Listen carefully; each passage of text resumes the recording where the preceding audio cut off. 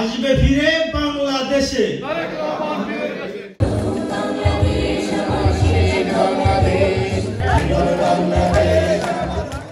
সংযুক্ত আরব আমিরাতে যথাযোগ্য মর্যাদায় মহান বিজয় দিবস উদযাপন করেছে বাংলাদেশ জাতীয়তাবাদী দল বিএনপি।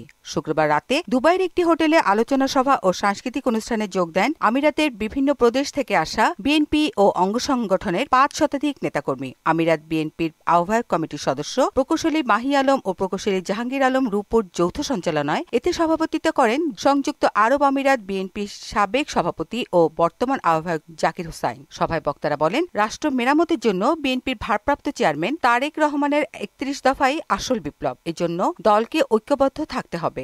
জুলাই আগস্টের বিপ্লবের পরে আমরা আজকে আনুষ্ঠানিক প্রথম একটি ছোট্ট পরিসরে একটি সভা করলাম।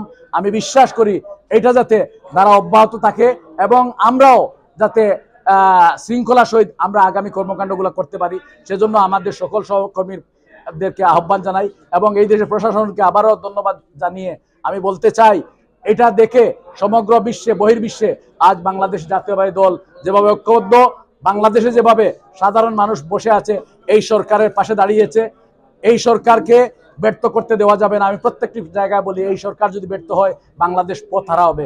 তো আমরা চাই অন্তর্বর্তীকালীন সরকার অতি দ্রুত নির্বাচনী রোডম্যাপ ঘোষণা করবেন এবং তার ধারাবাহিকতা বাংলাদেশে একটি বহুদলীয় গণতন্ত্র প্রতিষ্ঠিত হবে এবং সবার অংশগ্রহণের মাধ্যমে একটি সুন্দর নির্বাচনের মাধ্যমে আগামী সরকার গঠিত হবে। বাংলাদেশে এখন যখন বিএনপির জয় জয়কার, তখন দলের মধ্যে অনুপ্রবেশকারী ঢুকার জন্য চেষ্টা করতে পারে। দেশনায়ক তারেক জিয়া বলেছেন যে কোনো অনুপ্রবেশকারীকে ঢুকতে দেওয়া হবে না, কারণ তারা হবে দল বিস্ফোরা, তারা হবে আগাছা। পালাবো না, আসতেছে আমাদের একটা নাটক নিয়ে আসবো, পালাবো না। সবাইকে অসংখ্য ধন্যবাদ। আমরা সবাই মজা করব, গান করব। বক্তব্য তো 17 বছর অনেক দিয়েছি, আমরা এরকম বিজয়ের উল্লাস করতে পারিনি, আজকে বিজয়ের উল্লাস করবো। ধন্যবাদ।